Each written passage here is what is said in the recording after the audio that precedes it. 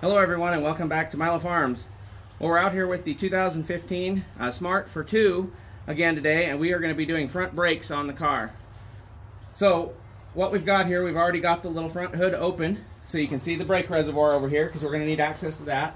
We've got some extra .4 brake fluid that we may need depending on how it looks. And then we're going to go over here on this driver's side and we're going to get started over here. So first thing we're going to do is take off these 3 lug nuts right here and expose the rotor.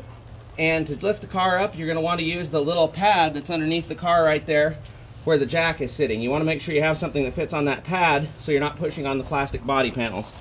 So we'll go ahead, see if we can get these nuts loose first, and then we'll jack the car up. So I ordered this special socket here. It's a 15 millimeter impact socket. Just ordered it on Amazon. It'll fit my breaker bar and it'll fit my torque wrench, so it makes it easy to get these on and off. So I go ahead and loosen them first before we jack the car up all the way. I've got the jack under there, but not actually holding the wheel off the ground yet. So we'll go ahead and lift this up.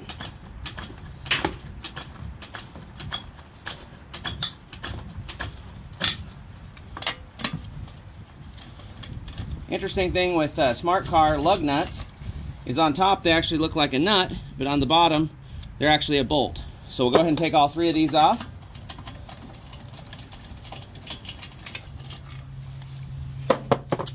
And go ahead and pop the wheel off and get it out of the way. So here we go. Here's the rotor and the caliper. And the issue we're having with these front brakes is they're worn pretty well. They've got pretty good ridges on both sides here of the rotor.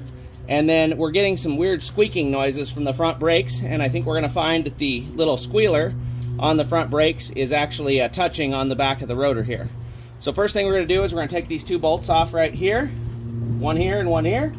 Take that off and take off this hydraulic section of the caliper.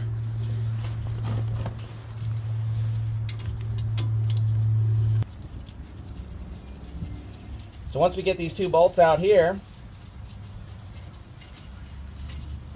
caliper is going to be free, and what you don't want to do is let this just dangle. A lot of old brake lines have been ruined by people letting these dangle, so you want to make sure you tuck this back in here somewhere that can support the weight of it so you don't tear this old fitting back here in the back, especially if you're working on an old vehicle with real old brake lines. So right here's your pads. Pull both these out. You can see there's the little squealer, and that one's not quite touching. But when we did the one on the other side, it was touching, and that was the source of our noise. You can see it was shiny on the tip here. It was right at the point that it was going to start squealing. So we'll go ahead and throw those away. And you can see right here is the new pads. See how much space we have between the squealer and where the new pad surface is. So these will be the ones we'll put on. Next thing we're going to do is right behind here, and right down here is another large bolt. We're going to take that out so we can get this section off. If you are not doing the rotors at the same time, you could stop at this point, put your new pads back in, and put it back together. But in our case, we're doing rotors as well, so we got to take these 2 big bolts in the back here off, and they might be kind of tight.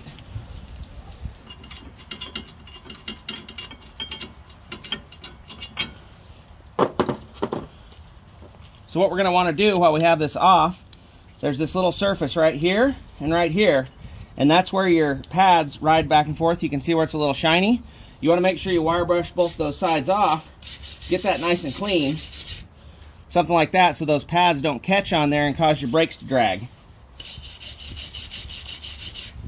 So just like that on both sides. Clean it up pretty nice. The pads will slide freely back through there. Set that to the side. Also, you should see these should both be loose and movable. That's how the pad centers itself on there. Next thing we're going to do, since we're taking the rotor off, is right here is the little torque screw. We're going to want to take that guy off. And that is what retains the rotor on there so it doesn't fall off. Take him off. And the rotor comes right off like that. If it's stuck, you can hit it on the backside with a little sledgehammer.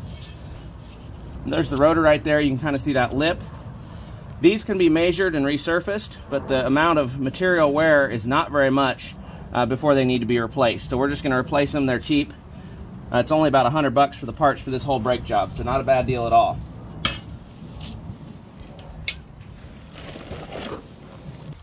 So here's the new rotor. You can see it's packaged in this plastic, and there's a lot of oil inside the packaging and on the surface here. So we're going to take this covering off, and then we're going to want to clean this with brake cleaner real well before we put it on and get that oil all over the brand new brake pads. So just some generic brake cleaner, take it over and clean it off real well.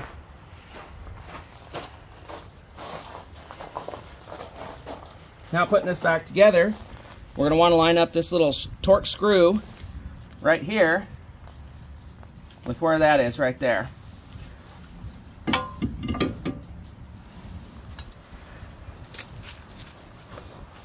Then what we're going to do, put this piece back here that we cleaned with the 2 bolts.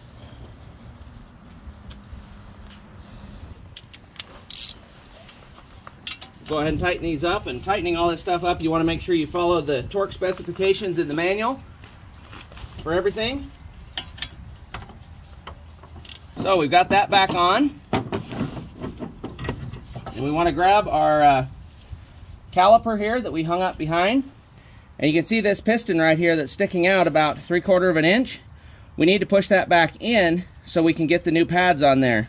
As the brake pads wear, this piston comes further and further out, so we need to go ahead and push that back. There's a couple of options. You can open the brake bleeder and do it that way, or you can make sure that you have enough room in your brake reservoir to push the fluid back. So we're going to do that.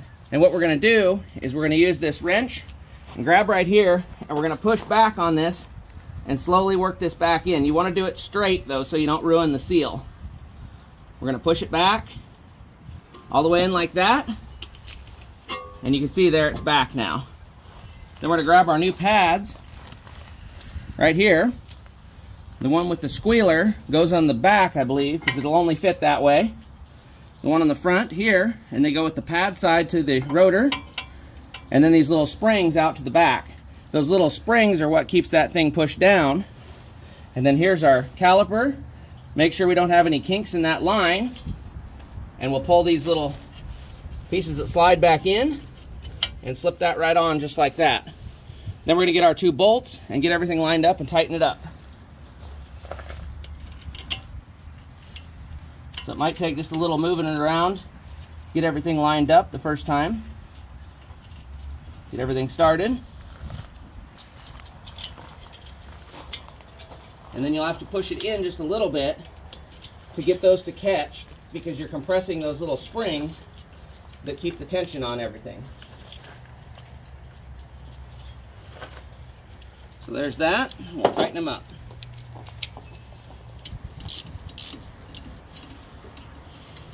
And sometimes that little piece that slides in and out will also try to turn as you're turning the bolt in. So you might have to grab that with a second backup wrench and hold it that way. But in our case, it's gone pretty well.